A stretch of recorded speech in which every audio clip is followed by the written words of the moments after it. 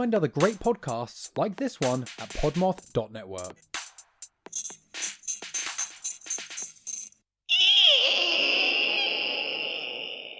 That's the mansion door opening. Is it a haunted mansion door? How did you know? 'Cause it's September and it's spooky time. Ready or not, here we come. I'm ready. In olden days, a glimpse of femur was only for morbid dreamers, but you're not alone. Bring anything bones. Two goofy gals with deathly interest go on a skeleton inquest in your headphones. Anything bones.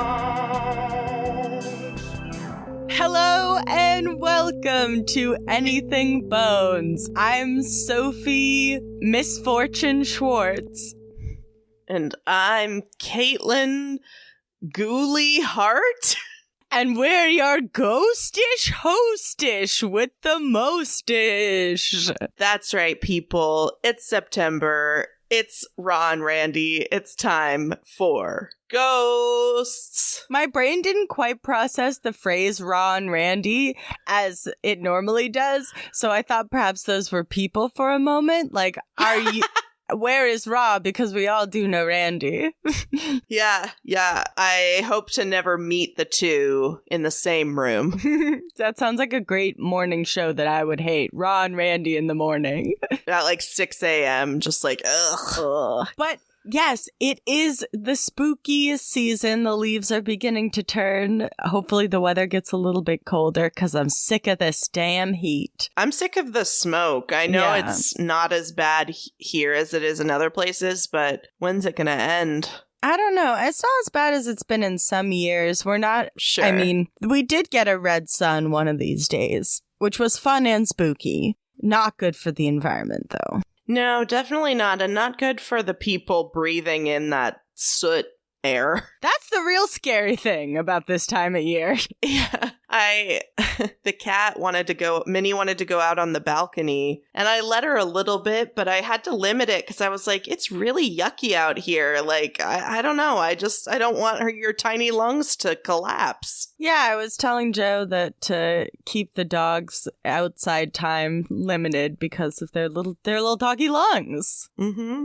Yeah, you gotta be careful. You gotta be careful, because lung disease is the scariest thing. It's not ghosts. But we're not talking about lung disease today. We are talking about ghosts. We are bringing back a Bone-anza! Bone-anza. Thank you. Bone-anza. Thank you. Bone-anza. Count it. Bone-anza. Thank you. We're having a bonanza. Bone-anza. Thank you. Thank you. Count it. Count it. Bone-anza. Bone-anza. Bonanza. Bonanza. It's been a long time since we had a bonanza. I tried to make it a song at the end and it didn't quite work. It's been a few months since we had one of these. Yeah, there we go. Bare That naked sounds ladies, better. anyone? Yeah. Yeah, 1 week. yeah. Yeah, but we're going to do a bonanza this week for any listeners who are unfamiliar with this format or don't remember it from a little while ago. We're going to do shorter stories that are more bite-sized, I guess. Yeah, they're still interesting, but maybe they aren't like fleshed out enough with enough sources to do a whole like topic on them. Yeah, they're just quicker. But I like these because you get a lot of variety, and we usually choose a theme. And if you haven't been having your ears full of ghosts and your eyes full of ghosts and all of your senses filled with ghosts, you might guess what the topic of this episode will be. It's ghosts! Makes sense. I mean, I feel like death, I can't talk.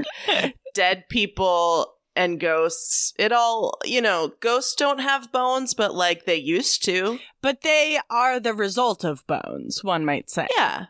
Uh-huh. And when you're alive, your ghost is your soul, which lives near your bones. That's right. I think I'm the one who's going to be kicking off this week's extra haunted Bone-anza. Yeah, knock my socks off, baby. I certainly will. I'm gonna knock your socks off, bury them in the ground, and then dig them up and get haunted by them. They're too smelly. I don't know. Ah! Everywhere I go, I'm haunted by your scent. Haunted, more like lovingly reminded. That's nice. All right. We'll get the sources off the top here. This is from Smithsonian Magazine and also Live Science. When thinking about the topic of ghosts, I thought to myself, well, ghosts are a universal thing of all human civilizations and cultures. Ghosts, like literally everybody has ghost stories. You can just Google, put in a nationality, culture, ethnicity, you will find the ghost stories. True. Yeah, so I started to think to myself, well, when did we start seeing these in recorded history? So I have one of the oldest written mentions of ghosts. Awesome. I bet it's super old. Oh, this mention of ghosts is actually a tablet that was made in ancient Babylon around 1500 BCE. She ancient. So like I was saying, this is one of the earliest known depictions of a ghost. And this is a clay tablet, and it's actually part of a guide to exorcising ghosts. Like Getting rid of an ghosts. Exorcism? Yeah. Like, this Got is it. a tablet that has instructions for getting rid of a ghost. This tablet is in the collection of the British Museum, of course. They have everything. Yeah, where they steal it from. Well, they stole it from Babylon, which was a city in Mesopotamia. They acquired it, or it got delivered to them in the 19th century, along with thousands of other tablets from Babylon, which is about 60 miles away from what is modern-day Baghdad. So these tablets are incredible because they are recordings of all sorts of daily life tasks. Anything you'd write down on a piece of paper, write in a note on your phone, is kind of the tone of a lot of these tablets, as well as like little pieces of literature and stuff like that, as well as, you know, what to do about the ding-dang ghosts. I guess, yeah. Mow the lawn. Well, no, they didn't have lawnmowers. What would they do? I don't know. Make a bowl. Fill it with water. I don't know. Yell at my husband. Yeah. Feed the goats. Pick up the kids. Perform a curse. I don't know. Yeah. You're right on track here. Because this tablet is interesting because it is a little handheld tablet. It's just, you know, small enough to literally like fit in the palm of your hand. And at least half of it is missing. So it's supposed to be a little bit bigger. So this tablet was found by a guy named Irving Finkel, which I think is a great name. And he is a curator at the British Museum in the Middle Eastern studies. And he found the tablet when he was looking into a new book that he's writing that is all about ancient ghosts. So I'm going to pick that one up. Yeah. I think it's coming out in November. It's called The First Ghosts. Sounds compelling. Yeah, look out for it. In a quote from him, he says, quote, "You'd probably never give it a second thought because the area where the drawings are looks like it's got no writing. But when you examine it and hold it under a lamp, those figures leap out at you across time in the most startling way." Yeah, that sounds right. So I'll give you a little description, then I'll send you the tablet. So the drawing on the little clay tablet is a drawing of this kind of grumpy bearded man, ghost. He's the ghost, and he's being led into the underworld by a woman. And then a ritual is engraved alongside of this sketch that basically says, if you want to get rid of the ghost, give it a girlfriend. Oh, God. I know. It's It's not my favorite way to get rid of ghosts. I mean, I love ghost matchmaking, perhaps, but that has to be consensual, and preferably between two ghosts. Yeah, this seems weird. So I've sent you the tablet there for your examination. Okay. So the ghost is like has his hands tied and is being led into the underworld by a kind of stately looking woman, I think is what I see. Yes, exactly. It's basically like to get rid of like, male ghosts specifically. They're like, get someone very hot to trap them and pull them with a rope into the underworld. Okay. I mean, I guess like, which I guess guys are dumb, so sure. I guess maybe. Sound logic. I'm not sure. Not my first try usually. So this is basically an instructional tablet. So what you're meant to extrapolate from this tablet is this ritual, which instructs you to make little figurines of the man, the ghost, and then of a woman, which is going to be your like lover that's like leading him into the afterlife. And then you give them all sorts of like provisions for the afterlife, which I thought in the details was interesting because it says travel provisions for the man and furniture for the woman. No. I don't think anybody needs furniture in the afterlife. But ladies love furniture. I mean, that's true. I love furniture. I love home goods, but I mean, that's not my ideal afterlife. But Katelyn, could home goods lure you to hell? Yes. Yes. Yeah, probably. Yeah, if the entrance to hell is a home goods, I'm right there. I'm running. I'm spending $100 already. Hell can have my money.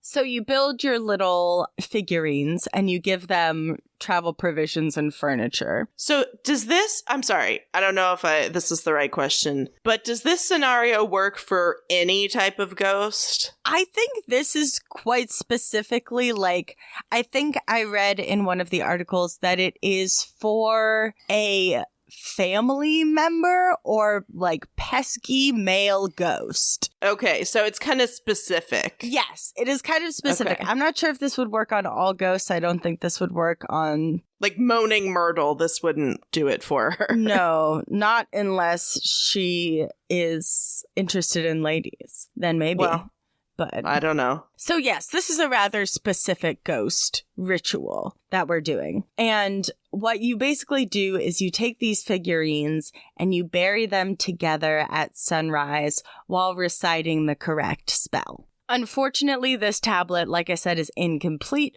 so we don't know if the ritual contains more things, if it's more than this, but you also have to call on the sun god Shamash, who is responsible for the transport of ghosts to the underworld, which makes a lot of sense. You'd call him up for this. Yeah, makes sense. One of my favorite things about this is that this is like not symbolic. This is like thought to be very literal. Like you're literally transferring the ghost into this figurine and then transporting them to the afterlife. Like this isn't like, this is like happening. This is not a metaphor. Mm-hmm. And one of the lines of the ritual that can be made out on the tablet is the last line that we have of it, which reads, quote, "Do not look behind you." Oh my God. Horrifying. Horrifying. And Finkel, our guy who is the expert on ancient ghosts, says that this could either be referring to the positioning of the figurines, that they're supposed to be facing one way or the other, or that it is to the practitioner, like, hey, don't turn around. There's something. Yeah, there's ancient Mesopotamian jump scare about to happen. I hate that. I hate that for us all. Yeah, exactly. An ancient jump scare. But this tablet most likely came from the library of a temple or of someone who was a specific, like, exorcist was their job. Like, there were people whose job it was to get rid of ghosts, and this was probably part of a collection of that type of person. But it is, like you saw, kind of meticulously and pretty, like, finely, like, carved into this tablet. So it was probably made by someone who had a lot of skill. Yeah. And who tableted for a living, probably. Sure. But I think it's just interesting because, as I think we'll probably see throughout this episode as a grand theme, no matter where you go, you know, the human attitude towards ghosts is, in a way, universal and, like, unattached from time. You know, everyone's looking out for the ghosts. Yeah. Yeah. Everybody's got a ghost. Every region. Yeah, and we've always been worried about them. Yeah. Whether they like us or they don't like us, whether they're here or they're gone. Yeah. Damn. Well, that's interesting. I hadn't really thought about the first ghost. Thank you. I was powerfully curious to see, like, you know, because I think, as I was saying at the top of this story, I reckon that humans have had ghost stories since language was invented, and then, like, you know, even before that. So, like, Sure. I would love to know when we started writing those down. Right. Drawing them, in this case. Exactly. Going, Yeah. You got a pesky ghost? Come on down to Bobby Babylon's Ghost Be Gone services. I got a tablet that you are going to love. I actually think that's a perfect segue because we could use that tablet to ward off this next ghost in my story. Ooh, hit me. So, I am going to be telling y'all about the Bell Witch Ooh. of Tennessee. My. Here we go. My sources are bellwitchcave.com. You can see why I didn't say that first. Kind of Probably. buries the lead. Uh-huh. And apnews.com. Nice. Very reputable. Yes. I think that's the Associated Press, I Yes. would say. And this, the AP article was mostly an interview and, like, discussion with this noted author, Pat Fitzhugh, who is, like, the source on the Bell Witch in, like, currently. That's so cool. I'm sure there have been many Bell Witch experts over the years, but Pat's what we have now. Well, I'm putting my trust in both you and Pat. Thank you. So, the Bell Witch is this legendary haunting that has become the basis for, like, a zillion TV shows, and particularly The American Haunting, Ooh. which is a popular movie. So the story begins in Red River, Tennessee, Nice. which is now called Adams, apparently, which I don't know why. I don't know. Red River. I don't know. I don't know how I feel about it, but it rolls off the tongue. Yeah, as I always say with old names, could be racist. It could. I was like, what went through my mind was either racism or just like a blood river. Those were my two thoughts, too. Okay, yeah, cool. So the story of the Bell Witch really begins with the patriarch of the Bell family, John Bell, who moved his family to a farm in Tennessee. He had a wife named Lucy and several children, like a lot. I don't know how many exactly. Too many children. So many children. So he's tending the farm and he starts seeing this weird creature in the night. It looks like a dog with the head of a rabbit. So we don't like that. No. I like dogs and I like rabbits, but please don't smush them together. Not together. Then, so he sees this thing, and then the wife and children start hearing, like, pounding noises on the walls and the ceilings of their house. Unfortunately, it escalates from there and they start hearing voices, and then they start being physically attacked. Okay, I'm getting the tablet. Yeah, the tablet is needed for this motherfucker. Unfortunately, this ghost had a particular fondness for one of John's daughters. Her name was Betsy. And it's just not good. It's kind of unclear from all of the sources what exactly was going on. There clearly was some like physical assault, like furniture moving, throwing things. It wasn't good. And the focus was mostly on this daughter, Betsy. Oh, poor girl. Yeah, but everybody could hear the voice of the ghost. And it seemed like it was a woman. Oh.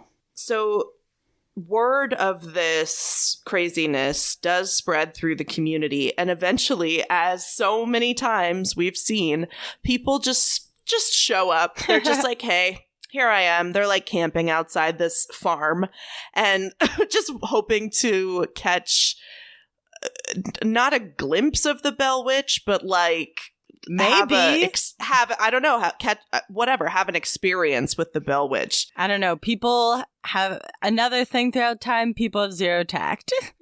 Yeah, and Pat Fitzhugh, that author, kind of thought that the more people showed up, the bigger the like fervor was, the more the ghost got like empowered, I guess. I mean, yeah, if I'm a ghost, like, and I've suddenly got a big audience, I'm going to do my ghost shit harder. And if I'm someone faking doing ghost shit, I'm going to do my ghost shit harder. Yeah. So the ghost vows that it's going to kill John Bell, the patriarch. Oh, shit. And this guy does die 3 years later, and allegedly there was some kind of vial next to his deathbed. Oh. And the ghost, like, laughed and danced or whatever through his funeral. Oh my god! Now my question is, what did he do? I don't know. Was he a bad dude? I don't know. We don't know. I do like that you were like, and she vowed to kill him, and he died. 3 years later. Probably of an illness, but there might have also been a bottle of poison next to the bed. That's wild to me. Did the ghost poison him? Did the ghost charm him to poison himself? Was he poisoned by someone else? And we've just let that person slide because we've blamed a ghost? Apparently, Tennessee is the only state to ever recognize a ghost as a murderer. Is that this case or a different case? This source, probably AP, says it's this case. Okay, because I was going to say, if that's another case, you gotta do that. I don't know. I mean, you know, they all claim to be the number one, like, head honcho, you know what I mean? Everyone's got a ghost murderer, you guys. Calm down, it's not that special. It's way more common than you think to blame ghosts for your problems. Well, but to blame ghosts for your crimes. Okay, yeah. So after John dies, the haunting turns back to Betsy. Damn it. Who is by this point a young woman, and she's engaged. And apparently the witch, her antics, like, break them up. She, like, convinces Betsy to break off the engagement. This ghost has gone too far. This ghost is a bitch. Killing her dad was one thing. She says, okay, I'm gonna go away, but I'm gonna be back in 7 years, motherfuckers. Okay, significant number. And apparently she did. She came to John Bell Jr. in 1828, where allegedly they spoke for 3 nights about the past, present, and future. And then she told him that she would be back in 107 years. Shit. But nobody ever saw her or reported that they saw her. What year would that be? It would have been 1935. Okay. Well, I suppose somebody had to be on that, right? You know, if it happened, you'd think somebody would say something. I don't know. These places always get burnt down. Yeah, true. This place didn't get burned down as far as I know, because you can still, like, visit the area where it was. That website, bellwitchcave.com, is like, I don't know exactly where the cave comes into play, because this is a story about a ghost. Where's the cave? I don't really understand it, but the website is cool. Check it out. Maybe if I had delved deeper, I would have figured it out. It sounds like they have some objects from either the Bell House or, like, things that probably would have been in the Bell House. So it sounds like it's kind of a history society, if not a museum. That's really cool. Yeah, I don't know. I mean, you know, I love me some artifacts. Of course, yeah. So the Bell Witch actually got her name, allegedly, by the nasty man, President Andrew Jackson. Ugh, boo. The Trail of Tears was really, really bad. Yeah. No words for that one. No. So President Jackson allegedly visited the Bell home, and there's a story about his men's horses not wanting to come across the property line because they were afraid. Although that author, Fitzhugh, hasn't found very many reputable sources that say anything about this visit from Andrew Jackson, there's just one, quote, contested manuscript called Our Family Trouble by Richard William Bell. Our family trouble. What a trouble it was. Our family's cute little bummer. It is a bummer. Our family's little tiny little bit of a history of weird ghost abuse. Yeah, we don't like it. Although this ghost is still part of the Bell family, the AP article had some quotes from a descendant of the Bell family. I believe her name was Lucy. Like the wife in this original story. Oh, wow. And she grew up hearing about the Bell Witch and totally believes that she's still around. But I seem to think that it was more of a positive entity now. She's changed her tune. I don't know. Well, maybe she's mellowed over time. Who knows? But from that Bell Witch Cave website, there was a quote, former President Andrew Jackson was quoted as saying, "I had rather face the entire British army than to spend another night with the Bell Witch," after he and some of the troops spent the night at the Bell's farm. I wish that was, I hope that's true. I hope that asshole got a good scare. Yeah, same. I hope that witch really roughed him up. That would be justice. Yeah, I hope she was just hovering over his face, just punching his lights out.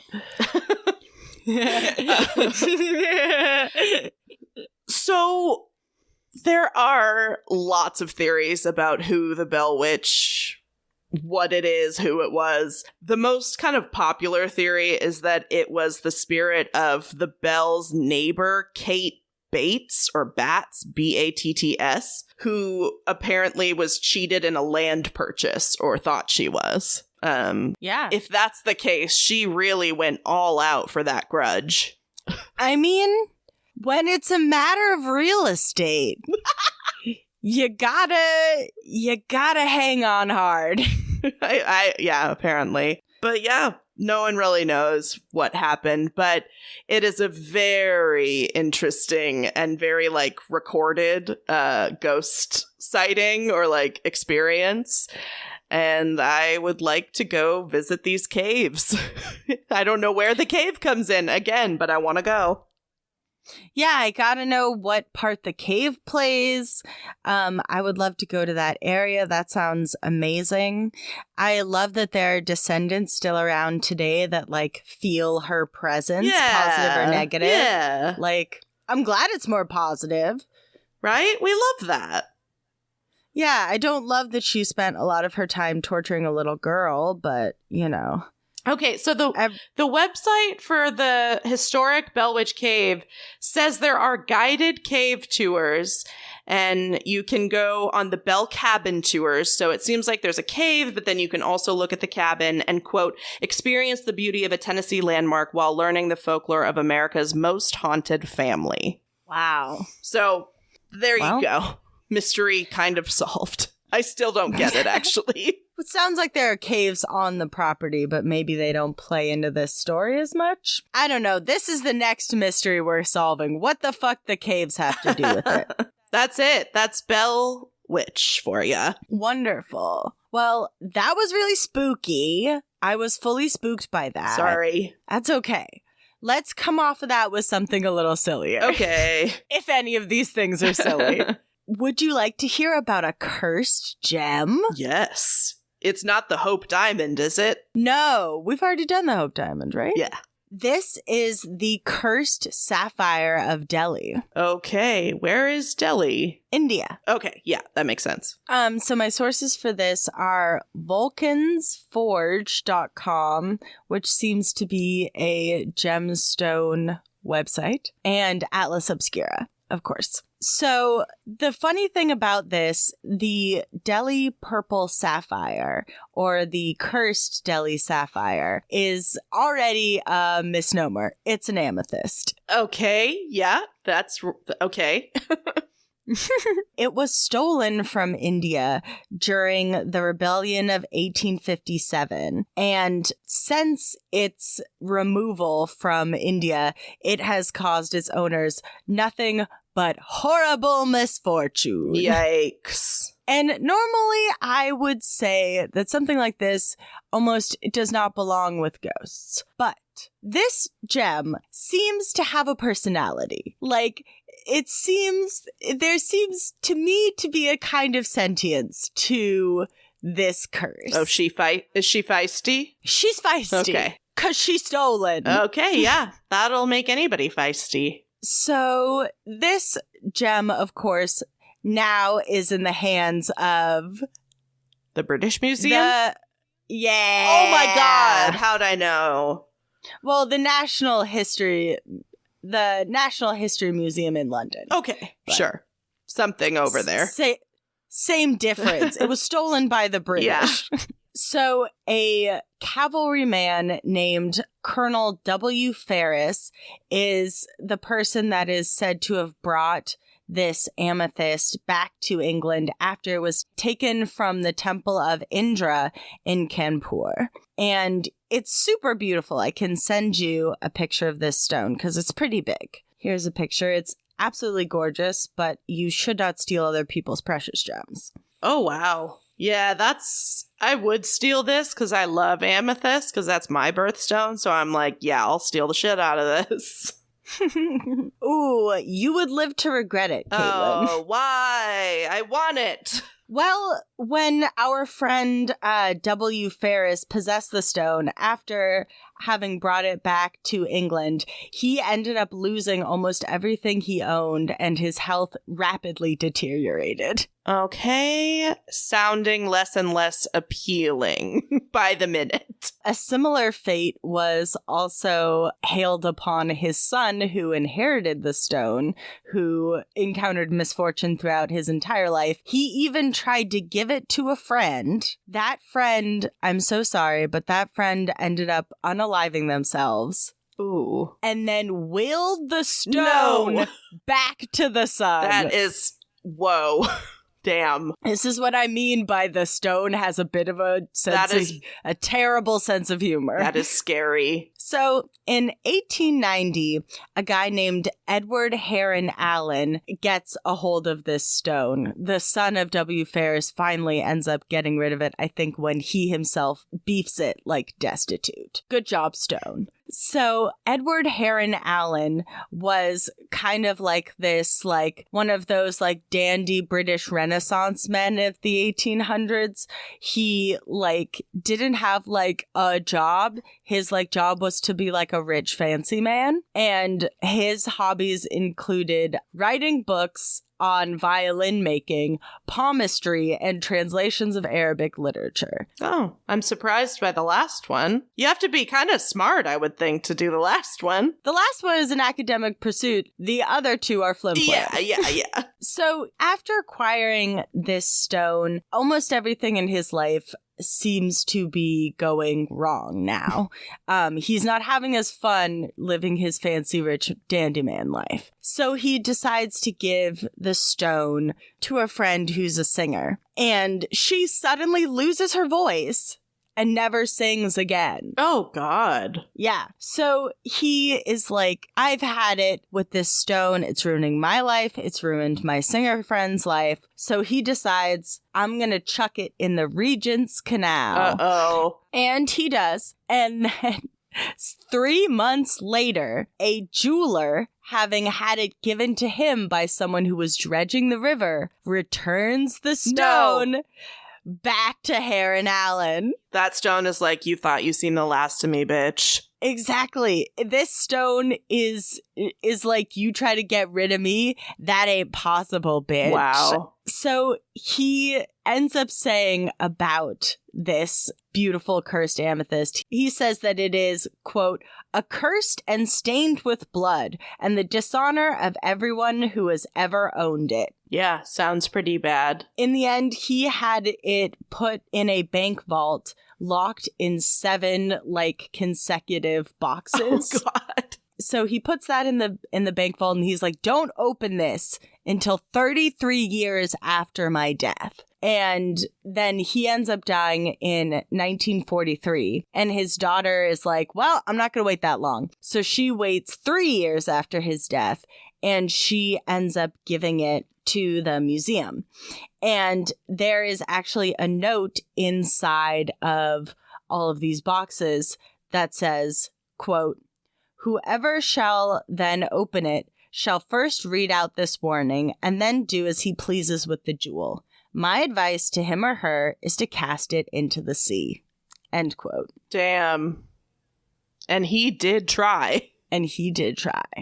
This stone is given to the Natural History Museum in 2007, actually. And people think that the curse, like, persists to this day. Because there was a guy, he's a curator, and his name is Richard Salvin. And he states that when he was on his way to giving a symposium for the Heron Allen Society, the guy who used to own the stone, on his way there, he has a quote about that journey. He says, quote, we drove through the most amazing storm we'd ever witnessed. Lightning was flashing on both sides of the car, and my wife was shouting at me, throw that damn jewel away. You shouldn't have brought it. Yeah. She has a great point, honestly. And so, like, he says that when he would try to attend these meetings of this Heron Allen Society, he would never, like, get to any of these meetings because he would always feel really nauseous and ill. Wow. That stone just really is hanging on to some bad vibes. Yeah, and of course this could all be coincidence, this could all be luck, this could all be statistics, but, you know, to me this stone seems to have a personality of its own, and it always seems to come back to whoever its owner is, and I would say that I actually have a super easy fix for this curse. Okay. Give the stone back to India. Oh, yeah, that might be good. Maybe that's what it wants. Nobody thought about this? Nobody said, it's a stolen stone. And it makes everybody who owns it after it's been stolen real miserable. What should we do about it? Oh, we should keep the stone here in England where it's safe. What? Yeah. No. Not right, guys. You haven't thought outside the box. Yeah, I haven't thought outside the stone. Well, while we get on a plane to go shake our fingers at those people in England that still have that stone, why don't you enjoy a little ad break, dear listener? All right, Caitlin, pack your bags. We're going to London. Okay.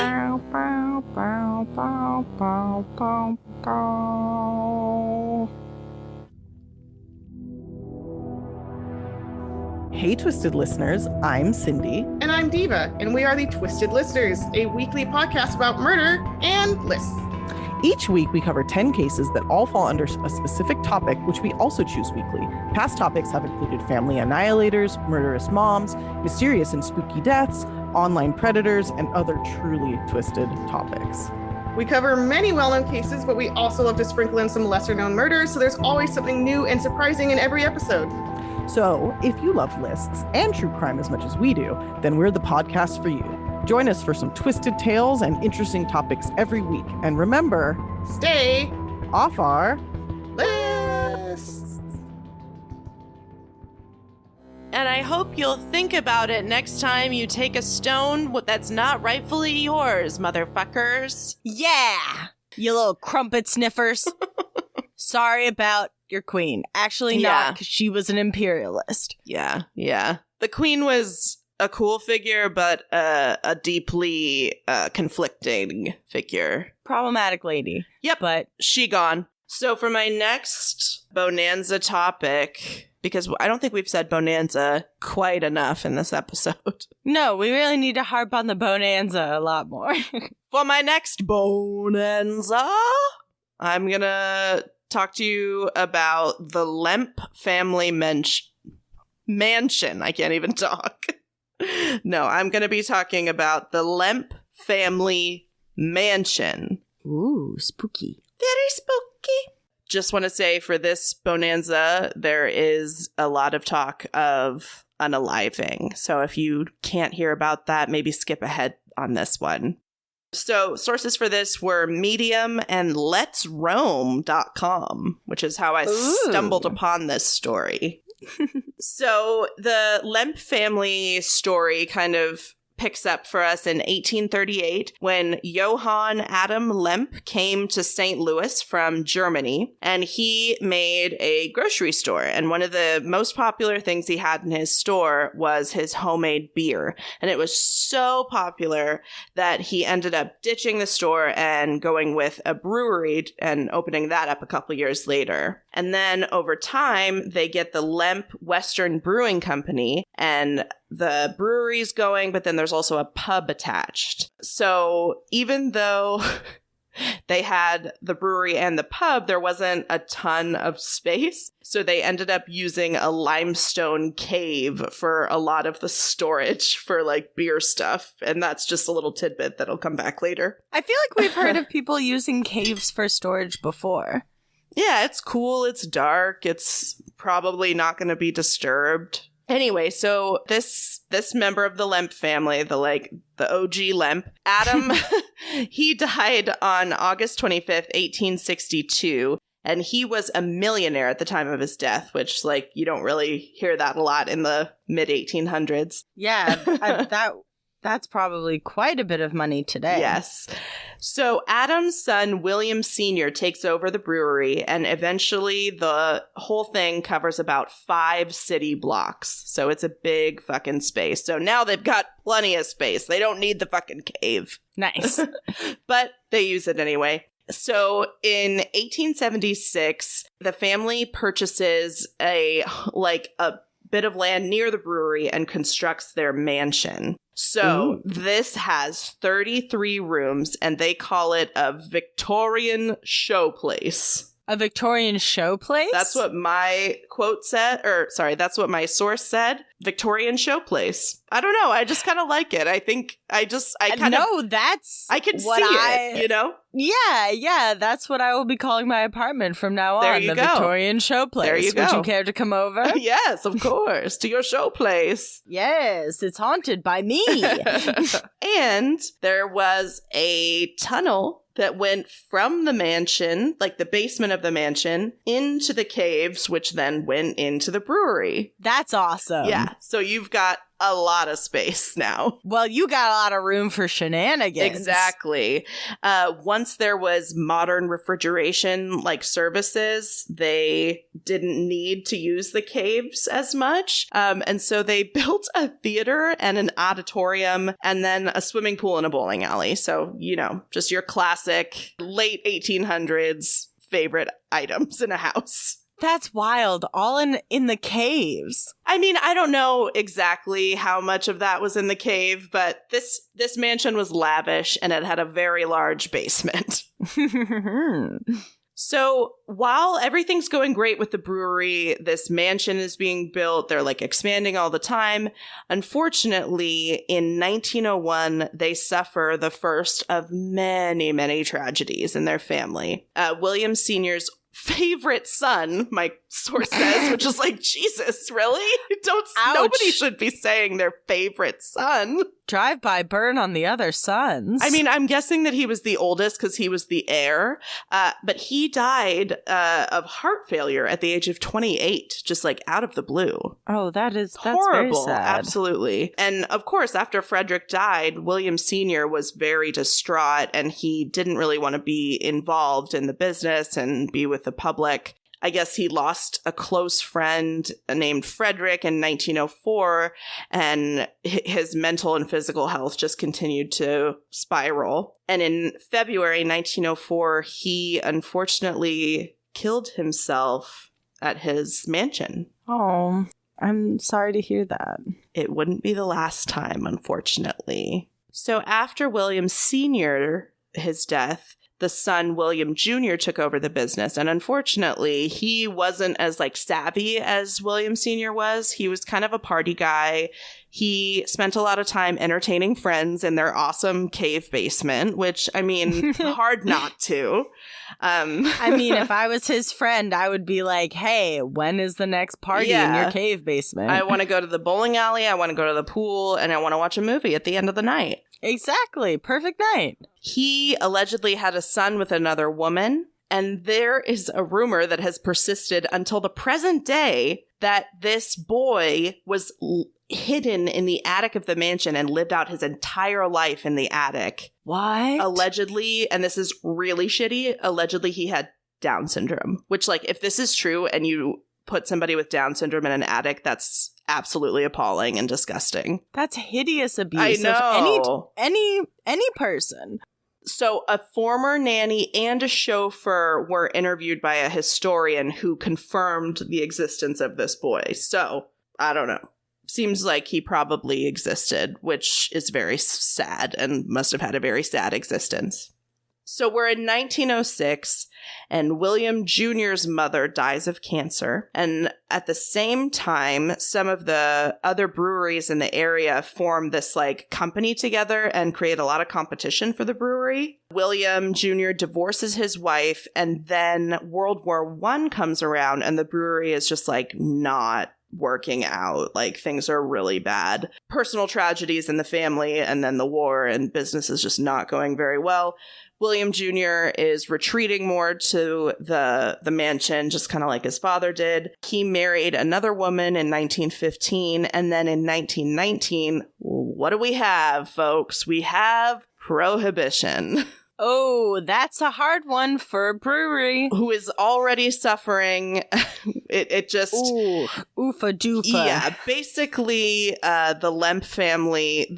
this source says that they were like, we have enough money to live on. Prohibition maybe won't be repealed, so let's just be done with the brewery. Unfortunately, William Jr. shut the brewery down without telling any of the employees. He was just like, it's done, and I'm not going to give notice to anybody. Wow, what a cowardly thing to do. Yeah, not a great guy, it sounds like, particularly for keeping a son in the attic. That's the really bad one. That's pretty bad.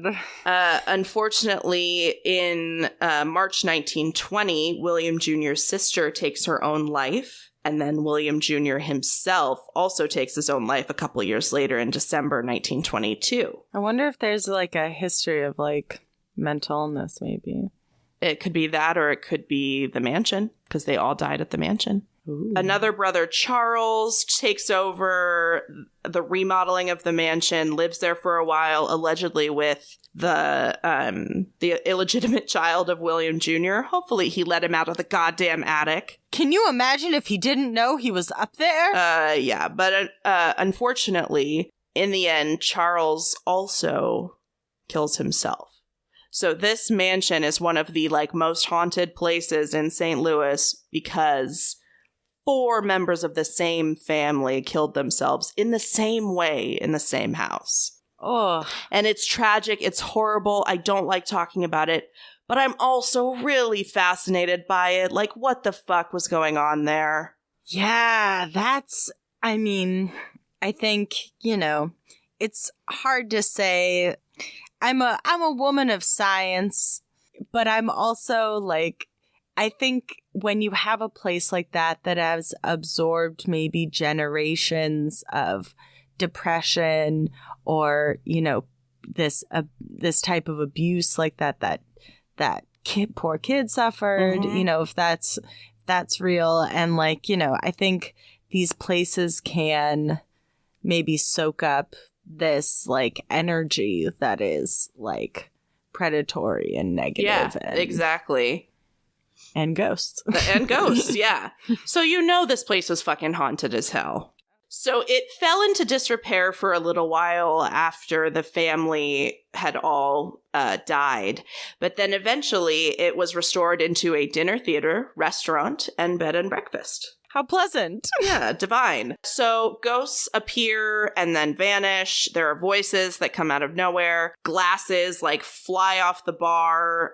Doors lock and unlock themselves. Lights turn on and off. And then the piano will sometimes play when there's nobody there. Ugh, that's the one that always gets me. So creepy.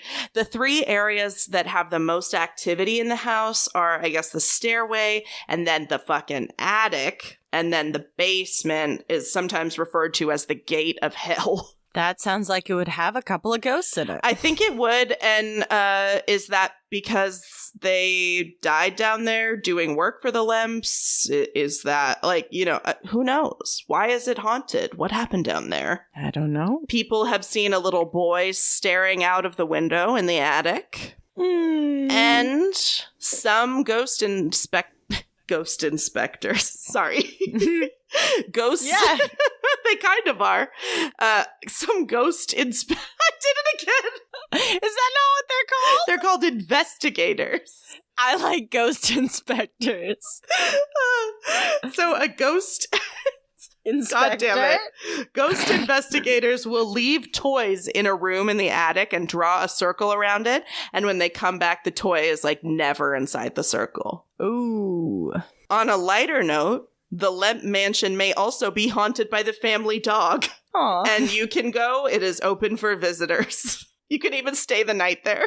But I don't want to. I won't. No, thank you. No, thank you. Absolutely the fuck not. Wow. Well, that's fully shivered. That's a creepy one. Yeah, sorry. It's a dark one. That is a dark one, yeah. I just, that makes me real sad. Sorry. No, it's just, ghosts are fascinating. Yeah, that's why we're doing this. Bone-anza. Bone-anza. All right. My last Bone-anza topic. Hit me with it. Now, this was pretty big a couple of months ago, and it's something that was kind of taking the internet by storm, and I wonder if you had read anything about it. But we're going to talk about the Japanese killing stone. No, I don't know this. Okay, so my sources for this are CNN.com and The Guardian. Okay. So this story is from March, April of 2022. Oh, shit. Very recent. Very recent. So a Japanese killing stone, which is what they are called, was found cracked in half in Nikko National Park, which is about 100 miles away from Tokyo. And according to Japanese mythology that surrounds the killing stone, this object actually contains the transformed remains of a spirit of the woman Tamamo no Mae, who is a woman who was part of a secret plot to kill the Emperor Toba, who reigned from 1107 to 1123. Oh, shit. We got a badass lady assassin. Hell yeah, we do, and she trapped in a stone, but she's not trapped anymore. Oh, God. The legend around her is that she was a woman who could shapeshift, and that her true form was a evil-spirited 9-tailed fox. Jesus. That would scare the shit out of me. She could also transform into a beautiful woman. Oh. Which is nice. Which is how she caught the eye of the emperor. Oh, sure. Hey ho. So she grew closer and closer to the emperor, and as she grew closer to the emperor got sicker and sicker. Uh-oh. Yeah-oh. A court astrologer. That is a job. I just need to let that sink in for a second. That's a job. Well, let your mind be blown further, because the court astrologer was the one who used divination to figure out that this lady was the culprit. Oh, God. Okay. So not only is it a job, we're relying on it to tell who's killing who. It's the jury, basically. Oh, yeah. So once she and her plan were figured out, she ran off into the forest, and she was trying to stay hidden from people by changing her shape and by using her cunning wit. But eventually she was caught up by samurais who had been sent to kill her. And one of these warriors ended up shooting her with an arrow, and her physical form ended up dying, but her spirit was transformed into a big ol' rock. Okay, the Killing Stone. Exactly. So there is no proof that this stone has any like supernatural abilities, but there's still a lot of like rumors about it. Yeah, it's spooky. Yeah, definitely. The stone is near a couple of volcanoes, and so it's been said that this stone releases off like a toxic gas that will kill you. But that probably has more to do with its location near volcanoes where noxious gases could have been vented that could kill humans and animals. Yeah. Sorry, do you know how big the stone is? Would you like to see some pictures? Yes! I don't know why, but for some reason I was thinking of like something you could fit in your hand, and I'm starting to realize that doesn't make any sense. No. It's this big stone that has the rope around it and then is cracked in half. Okay, yeah, that's big. Big rock. Big rock. So this is a popular tourist site because it's very pretty. It's in a national park. And like I said, it's near some volcanoes, so the scenery is pretty awesome. And there's lots of local legend around it. So when people showed up, for a lovely hike one day, they saw this stone cracked in half. And people who knew what was up were like, oh, fuck. Yeah. Because the cracking in half of this stone is said to release this killer fox spirit. Shit. And it cracked in March or April? Yeah. Oh my god. Of course, the obvious explanation is that it is the fox spirit and she is broken free to wreak hell on mankind. But other people also say that cracks had been forming in the rock for several years and that rainfall could have fallen into the rock and the rock could have expanded and cracked itself in half. But that's boring and dumb. And yeah, not exciting. Yeah. Yeah. Not exciting at all. So a lot of people took this, like I said, the internet was taken by storm of people thinking that this was a bad omen and blaming current events on it. Like, I don't know, the war between Ukraine and Russia. Oh, yeah, that's a big one. Which I think is a little tasteless. Yeah. People also, on the other side, thought that it was a good omen that this fox spirit might hop out and kill Vladimir Putin. Oh, yeah, I mean, that would be okay. Which I would like. But, as all omens are everywhere around the world, depending on who you are, you can take it as a good omen or you can take it as a bad omen. But all I know is that I will be looking out for that fox spirit. Yeah, I'm afraid. I mean, I'm not an old-timey Japanese emperor, so I'm a little less afraid. But if she's moved on from that type of victim, then I'd be worried. Okay. So maybe no cause for concern yet. Yeah, but all old-timey Japanese emperors should be on notice. Okay. All right. Well, thank you for that. That was awesome. Thank you. I've been dying to talk about this stone, and when you said you wanted to talk ghosts, I was like, I got a ghost I want to talk about. I got a ghost, and it's in a stone. Hell yeah, my favorite type of ghost, the stoned kind. All right. I am going to end things off with something I never do. Something light. Yeah! I'm so excited. So I am going to take you to Lilydale, which is America's oldest spiritualist community. Hell yes. Oh my goodness. My sources for this were Atlas Obscura and LilydaleAssembly.org. Ooh. So this community was founded way back in 1879, and Atlas Obscura describes it as, quote, an adult spiritualism summer camp. Whoa. So people just show up during the summer and they would come with their tents. There would be seances and services, like church services and classes and all kinds of stuff. So we've talked about on this podcast a little bit, spiritualism was this practice back in the late 19th century, had lots of followers like Arthur Conan Doyle, maybe Thomas Edison. I like the way this is described by one of the Lilydale mediums. Her name is Janice Dreschman. Quote, "The basic tenet of the religion is that life is continuous. In other words, we never die, we just change states of being. As a science, spiritualism is committed to proving the continuity of life by communicating with spirits who have passed on."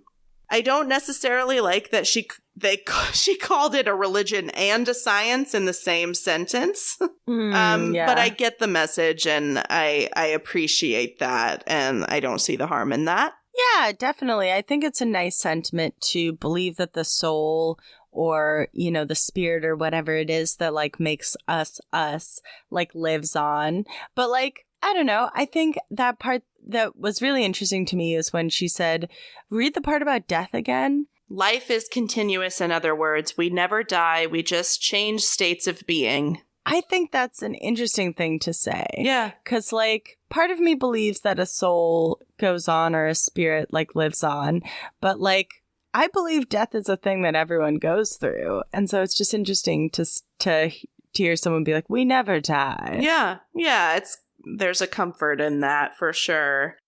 And just to be clear, I appreciate this as a way of thinking, but I don't appreciate when somebody pretends to be a medium to like get money out of someone or to get attention or something. Like, that's completely different, just to be clear. Yeah, I think we're on the same page about that. Because there are like looky-loos and people that try to, you know, insert themselves into things just because. And it doesn't seem like that's the vibe at Lilydale. What started out as this like what they called a summer camp has basically turned into like a neighborhood with about 250 permanent and semi-permanent residents, and a bunch of them are registered mediums. That's so cool and interesting. I know. I had no idea this existed until a couple days ago. Yeah, no, I've never heard of this. So everybody, all the mediums are members of the Lilydale Assembly, and there are members from all around the world, and they are all spiritualists, but they are not all mediums. Basically, some of them live there and work there, and others like come and go. Others are totally remote. They vote on like building decisions, community matters, and then who is elected to the board of directors. And the board of directors has an important role because they require all mediums to go through a rigorous testing process before they are like allowed to set up shop there. Oh, wow. Yeah. So this shit still goes on. So every summer between June and September, they get an estimated 30,000 visitors that come to Lilydale. Whoa. I know. It's crazy. Yeah. Again, I like this quote from Atlas Obscura. Some are searching for healing or spiritual guidance. Others come out of curiosity or skepticism, or because they didn't have anything else to do on a weekend. I mean, that, you know, that last one is you or I, you know, it's like, ooh, want to go down to the spiritualist community? Yeah, I mean, that sounds fascinating. Hell yeah, I would do this. Yeah. So what I also like about this community is that there's a real like passion for volunteering throughout the whole community. It sounds like the like new mediums, they volunteer for the first couple years and they like greet people or they give like presentations, but they're always supervised by like an experienced medium. And then they can go through the testing process with the board of directors, which has 7 people in it. They're all voted into office. And they're usually like long-standing members of the community with a lot of respect. And then they like test the mediums. They like bring the mediums into a room and make them do readings, basically. And they decide whether or not they can join the community. Wow. I bet that is a tense test. I would be scared to do that, mostly because I'm not a medium, but yeah, that sounds really stressful. No, but like if your like whole identity is about being a medium and then you take this test and they don't pass you, like, ooh. Yep, that would suck. Can you take it multiple times? Oh, that's a good question. I don't know. Probably. I don't know. They seem like a cool community. Like the driving test? Yeah. Maybe as long as you don't like fuck it up majorly or like prove, like, obviously you're a fake or something. I don't know. So I guess during COVID or whatever, but they do readings over Zoom now. Nice. They got with the times. Yeah, which I kind of love. So I think one of the residents, Janice Dreschman, kind of sums up the best kind of parts of this community. She said, spiritualisms and mediums demonstrate that life continues beyond the grave. In an uncertain world, the mediums of Lilydale are there to provide a little certainty, which I really love. I think that's really nice. Yeah, and as, you know, we've all lost somebody who maybe we would want to talk to. We're coming up on the 1-year anniversary of losing my brother-in-law, and like a part of me actually kind of wants to do something like this just to see what would happen, just because I would be open to it. But yeah, I wanted to go to I don't know if I told you or not, but I really want to go see Long Island Medium when she comes to town. I love her. I think you should. I think it would be fun. Okay, so I am going to end on the most absolutely buck wild membership process that I have ever heard of in my life. Oh my God, I gotta hear it. So this is to become like a part of the assembly. And I want you to know that I took this directly from the lilydaleassembly.org. All right. And I'm going to tell you, I think this is a cool community. I really don't see anything wrong with this if everybody's consenting and they're not trying to scam people. But this process is unhinged. Okay. 1. You must be a member in good standing of a recognized spiritualist church for 1 year prior to applying for membership in Lilydale Assembly. 2. A copy of your current church card must be received in the office before the membership application may be given out. 3. An application may be obtained through the Lilydale Assembly office. I don't know why that's a third step. Because they know you're going to have that question. 4. The application must be filled out and returned to the Lilydale Assembly office with the appropriate fees. $175 application fee plus $75 first year dues equals $250. Okay, all right. It's a little expensive. 5. It is your responsibility to provide all of the required information and letters of reference with your application. Family members cannot be accepted as references or recommendations. 6. You then need to make an appointment with the Lilydale Assembly office during normal business hours to read the rules and regulations and the bylaws. Please allow at least 1 hour to read this information. Oh my God. 7. Next, you request to meet with the Lilydale Board of Directors to discuss your intentions and interest in becoming a Lilydale Assembly member. 9. The final step.